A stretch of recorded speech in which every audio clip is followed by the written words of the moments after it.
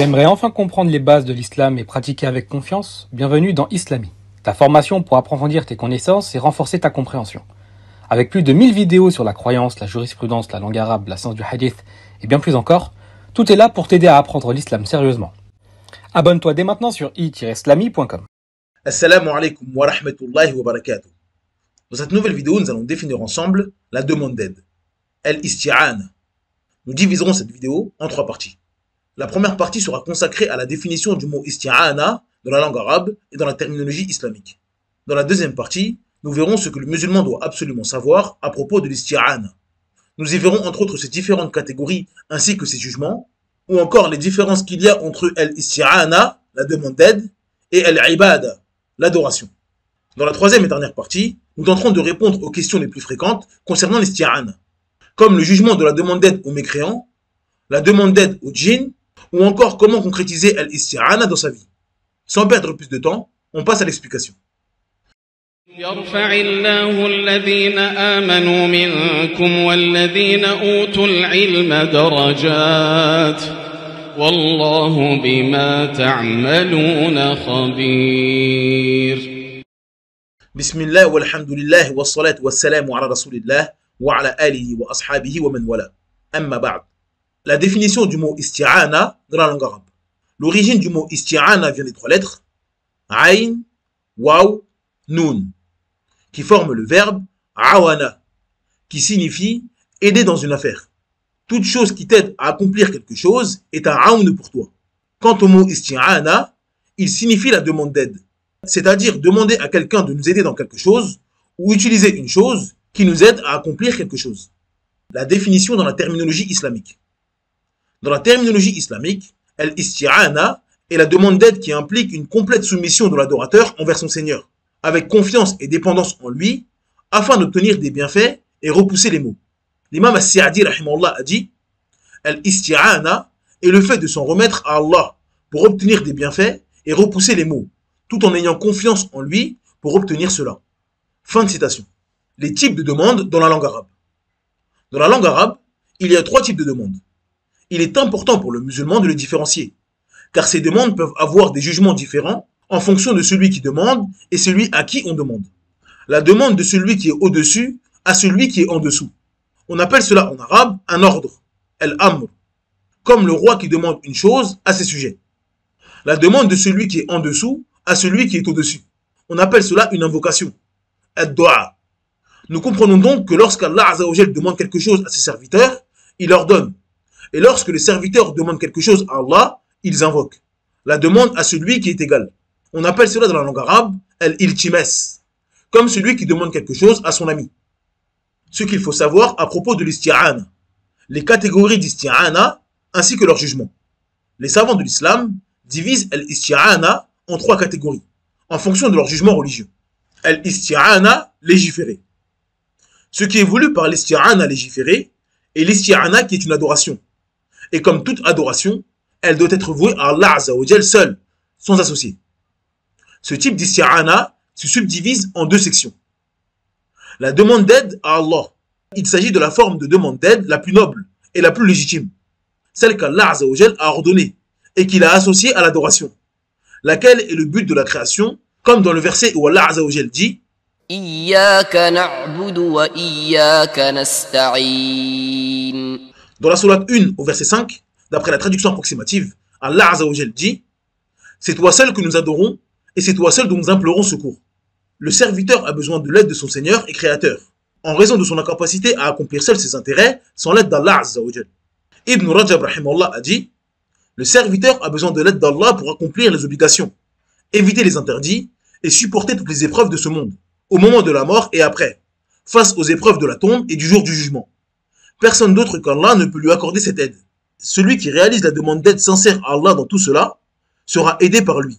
Mais celui qui abandonne la demande d'aide à Allah et se tourne vers d'autres sera abandonné par Allah à ceux en qui il a cherché de l'aide et il en sera délaissé.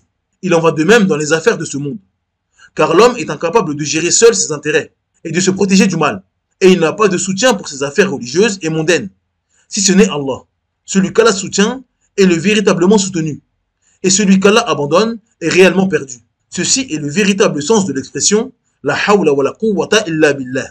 Il n'y a de force ni de pouvoir si ce n'est par Allah. Ce qui signifie que le serviteur ne peut changer d'état ni en avoir la force que par Allah, exacté soit-il. Fin de citation. En résumé, l'assistance que l'on demande à Allah se fait de deux manières simples. Demander à Allah de nous aider à accomplir nos actions. Quand une personne veut faire quelque chose de bien ou d'important, elle rencontre souvent des obstacles qui peuvent la ralentir ou même la faire abandonner. Le musulman demande alors à Allah de lui faciliter cette tâche et de lui donner des qualités essentielles pour y arriver comme la foi, la patience, la confiance en lui et la connaissance. Il peut aussi demander à Allah de lui montrer des signes qu'il sera récompensé pour ses efforts, dans cette vie ou après la mort, ce qui l'aidera à rester motivé et persévérant. Il est également possible de demander à Allah de nous renouveler notre force pour rester constant. Cela veut dire que le croyant demande à Allah Azza wa Jal de lui donner toujours la force et l'énergie nécessaires pour rester fidèle à son chemin de soumission à Allah. Il peut demander à Allah de le renforcer pour chaque étape à venir, que ce soit en force physique, en volonté mentale ou en soutien spirituel, afin de pouvoir continuer à avancer dans sa vie et dans ses actions. En résumé, nous demandons à Allah Azza wa Jal de nous aider à bien faire les choses et de continuer à nous donner de la force afin de rester constant sur le droit chemin. La demande d'aide par les œuvres pieuses. Plusieurs textes recommandent de chercher le soutien à travers certaines œuvres pieuses, comme la patience et la prière. Comme dans le verset où Allah Azza wa Jal dit واستعينوا بالصبر والصلاة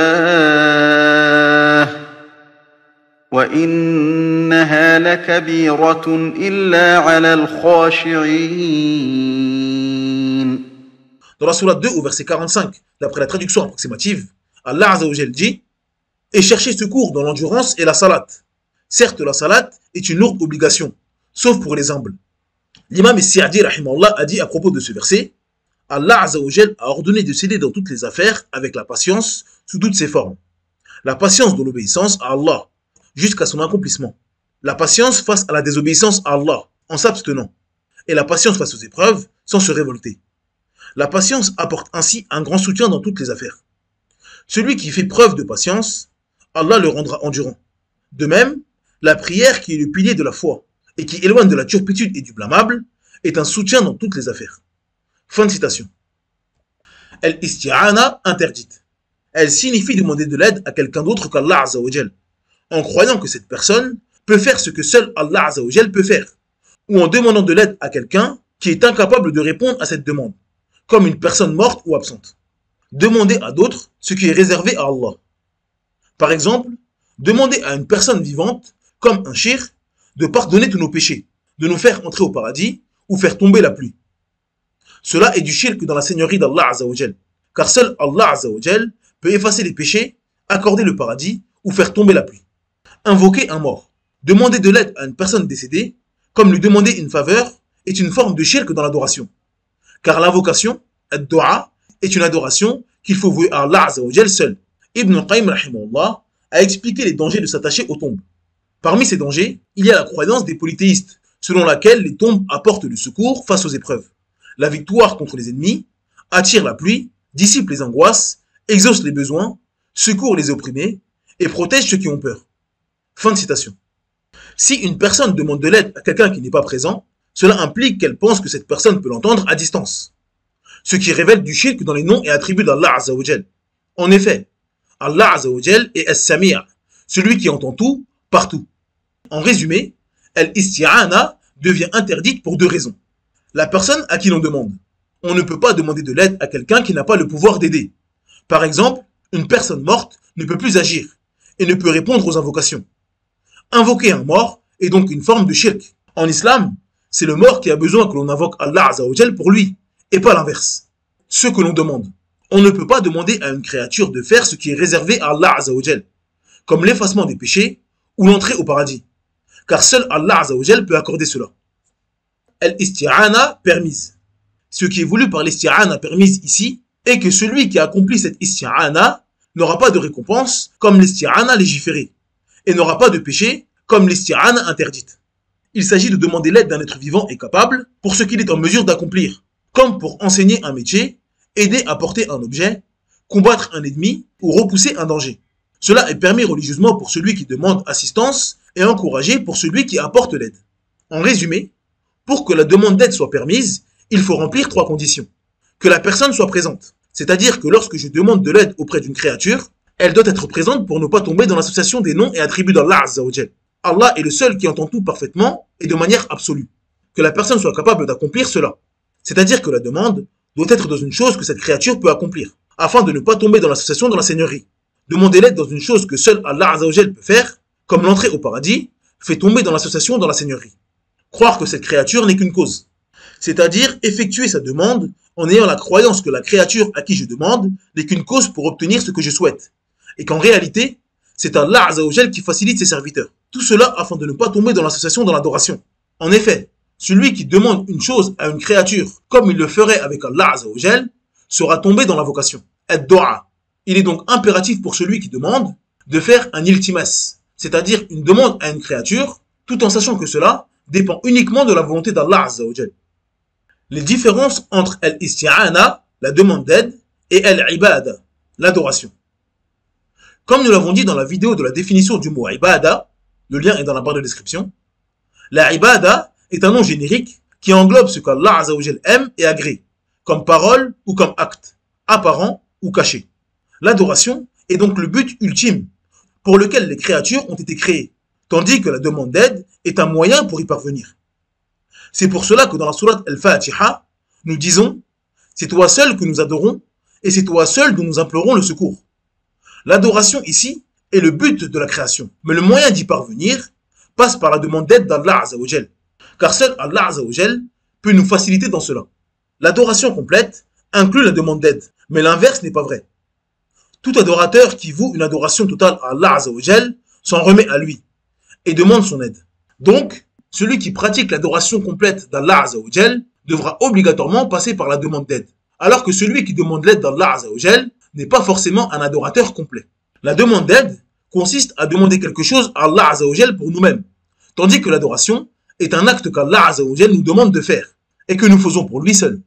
L'adoration ne peut être faite que par une personne sincère, alors que la demande d'aide peut être faite aussi bien par une personne sincère que par une personne non sincère. Les égarés, les hypocrites et les mécréants peuvent implorer l'aide d'Allah Azza wa Jal lorsqu'ils sont en détresse. Mais l'adoration véritable ne peut être faite que par un musulman. Les effets de l'isti'ana à légiférer dans la vie du croyant. La demande d'aide à Allah Azza wa Jal est un moyen d'atteindre sa parfaite adoration et le monothéisme parfait et complet. Elle protège le serviteur des maux et des dangers. Elle est une cause de victoire contre les ennemis. Elle est la meilleure voie pour obtenir de la force et éloigner de la faiblesse. Elle établit un lien fort entre le serviteur et son Seigneur. Question concernant al-isti'ana. Quel est le jugement de la demande d'aide aux mécréants? Lorsque nous regroupons tous les textes à propos de cela, nous nous apercevons qu'il est permis de demander de l'aide à des non-musulmans. Par exemple, dans un hadith, Aïcha radhiyallahu anha rapporte que le messager d'Allah sallallahu alayhi wa sallam et Abu Bakr radhiyallahu anhu ont engagé un guide de la tribu des Banu Ad-Dil pour les guider, bien qu'ils suivaient la religion des mécréants de Quraysh. Il est également rapporté que lors de la bataille de Hunayn, le prophète sallallahu alayhi wa sallam a emprunté des armures à Safwan ibn Umayya, qui était encore polythéiste. Et Safwan lui a demandé « Mohammed, est-ce une prise forcée ?» Le prophète sallallahu alayhi wa sallam lui répondit « Non, c'est un prêt garanti. » Les savants ont donc autorisé l'assistance des non-musulmans en cas de besoin, tant que cela ne porte pas atteinte à la foi et aux affaires mondaines des musulmans. Cheikh Al-Uthaymin rahimahullah a dit « Demander l'aide des non-musulmans dépend de l'intérêt que cela apporte. Si cela est bénéfique, il n'y a pas de mal à cela, à condition de ne pas craindre leur malice, ni de se laisser tromper par eux. Si cela n'apporte aucun bénéfice, il n'est pas permis de solliciter leur aide, car il n'y a rien de bon en eux. » Fin de citation. Quel est le jugement de la demande d'aide aux djinns? La demande d'aide des djinns a le même jugement que la demande d'aide aux êtres humains. Elle peut être interdite dans certains cas et permise dans d'autres. La demande d'aide aux djinns interdite. Comme nous l'avons dit dans la vidéo de la définition du mot djinn, le lien est dans la barre de description, l'origine dans les djinns est qu'ils sont invisibles pour l'être humain. Allah Azza wa Jal dit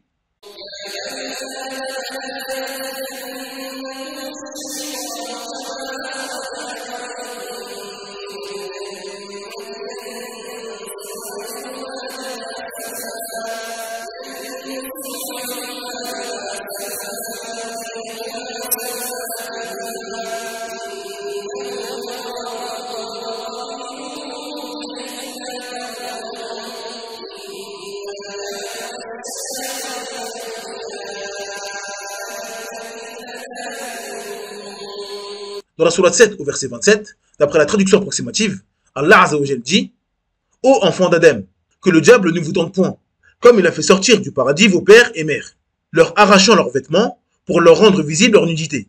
Il vous voit, lui et ses suppôts, d'où vous ne les voyez pas. Nous avons désigné les diables pour alliés à ceux qui ne croient point. Dans ce noble verset, Allah Azza wa Jal met en garde les fils d'Adam contre Iblis et sa descendance. Allah Azza wa Jal nous informe qu'Iblis, qui est un djinn, nous voit lui ainsi que ses serviteurs, et que nous ne les voyons pas sous leur forme originelle. Donc, malgré leur présence certaine autour de nous, ils prennent le jugement de l'absent pour nous, car nous n'avons pas conscience de leur présence. Donc celui qui se met à invoquer des djinns ou leur demander des choses sera tombé dans l'interdit.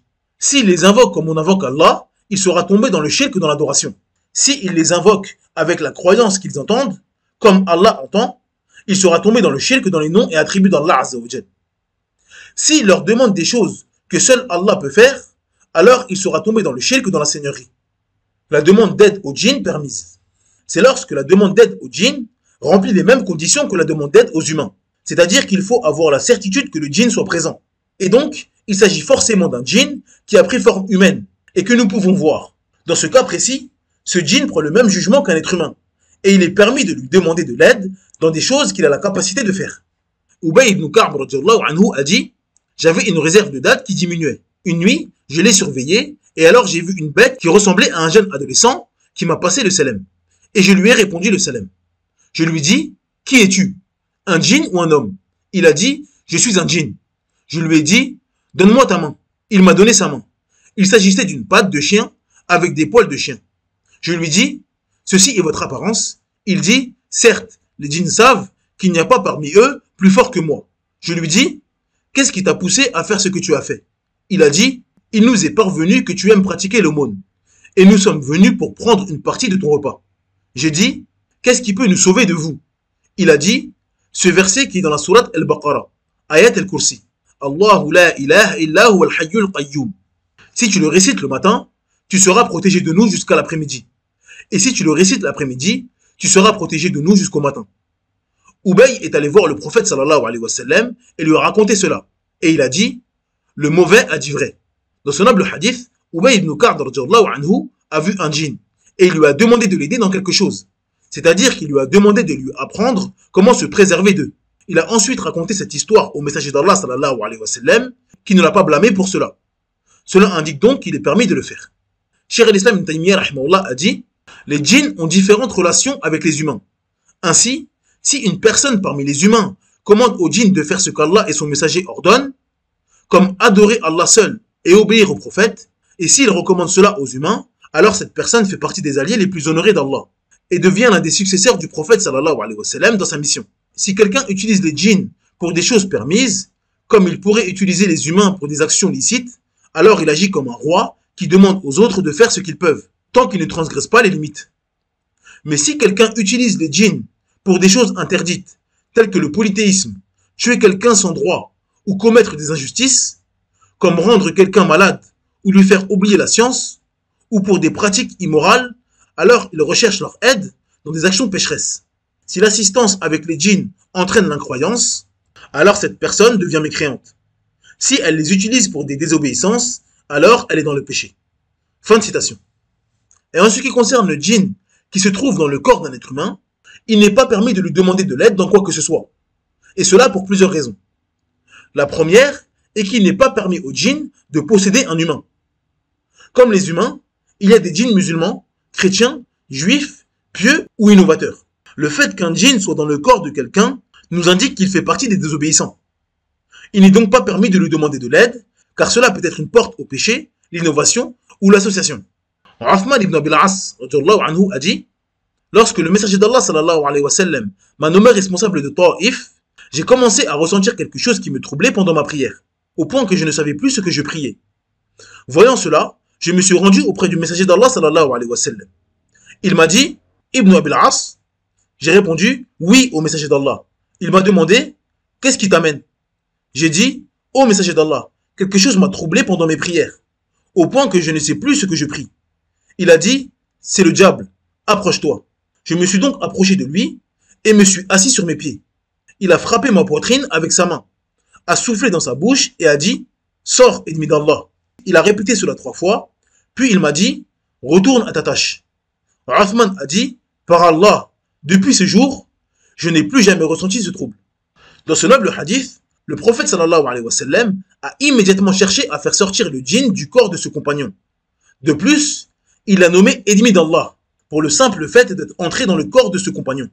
Donc, le musulman qui est éprouvé par la possession d'un djinn ne doit pas s'en servir et lui demander des choses, mais chercher immédiatement à le faire sortir en utilisant des moyens légiférés comme la ruqya.